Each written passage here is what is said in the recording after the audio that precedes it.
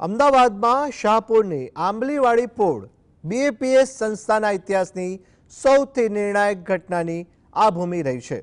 અહીં જ આજથી બરાબર 75 વર્ષ પહેલા 21મી મે 1950ના રોજ પૂજ્ય શાસ્ત્રીજી મહારાજે યુવાન સંત પૂજ્ય પ્રમુખ સ્વામી મહારાજને સંસ્થાના પ્રમુખ તરીકે નિયુક્ત કર્યા હતા।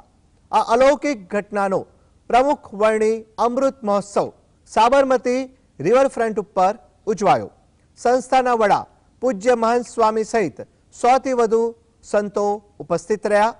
કેન્દ્રીય ગૃહમંત્રી અમિત શાહ, રાજ્યના મુખ્યમંત્રી ભૂપેન્દ્રભાઈ પટેલ, નાયબ મુખ્યમંત્રી હર્ષ સંઘવી સહિત નેતાઓએ આ ઉજવણીના કાર્યક્રમમાં ખાસ હાજરી આપી હતી અને મહંત સ્વામીના આશીર્વાદ લીધા।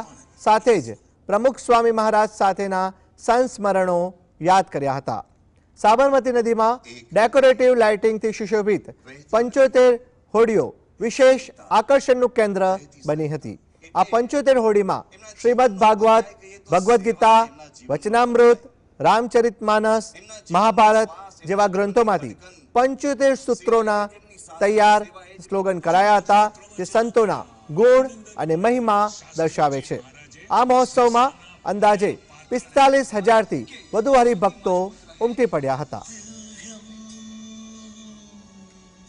કોઈ પ્રકારના અભિમાન વગર પૂરું જીવન સંપ્રદાયની સેવામાં, ધર્મની સેવામાં અને વિશ્વના કલ્યાણ માટે સમર્પિત કરવાવાળા પ્રમુખ સ્વામી મહારાજ જ્યાં પ્રમુખ બન્યા એ સ્થાન નિશ્ચિત રૂપે વિશ્વના સનાતન ધર્મના સૌ અનુયાયીઓ માટે એક તીર્થ સ્થાન બની રહેશે એનો મને વિશ્વાસ છે। તો એમના જીવનનો મંત્ર સેવા, ભગવાનની સેવા, ગુરુની સેવા, સમાજની સેવા, અનેક લોકોની સેવા।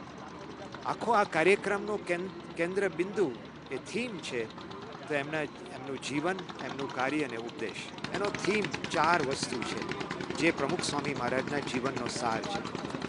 એક છે સેવા, બીજી વાત અહમ શૂન્યતા, ત્રીજી વાત છે શ્રદ્ધા અને ચોથી વાત